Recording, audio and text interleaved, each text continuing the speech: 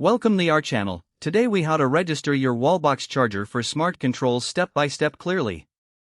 Begin by ensuring that your Wallbox charger is installed and powered on. Connect your smartphone or tablet to the Wi-Fi network associated with your Wallbox charger. Open the Wallbox app on your device. If you do not have the app, download it from your device's app store. Once the app is open, tap on Sign In if you already have an account. If you are a new user, select Create Account and follow the prompts to set up your profile. After signing in, navigate to the Devices section in the app.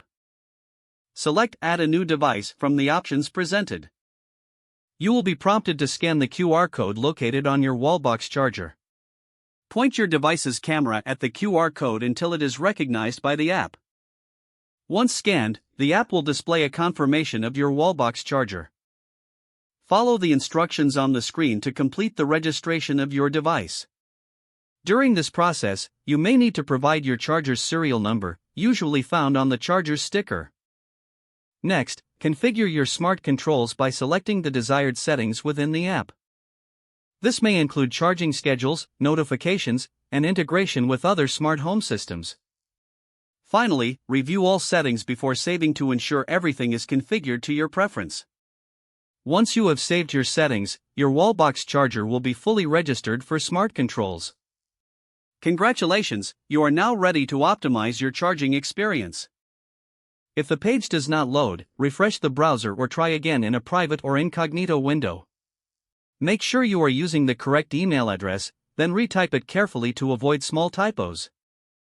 If your password is not accepted, use the reset option and create a new strong password you can remember.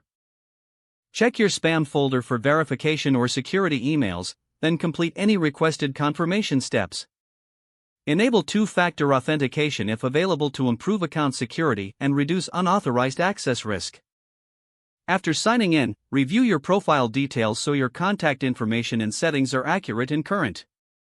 If you see an error message, note it down and try again after restarting your device and internet connection. Log out when you finish, especially on shared devices, to keep your account and payment information secure. If the page does not load, refresh the browser or try again in a private or incognito window. Make sure you are using the correct email address, then retype it carefully to avoid small typos. Don't forget to like this video and subscribe to our channel for more step-by-step tech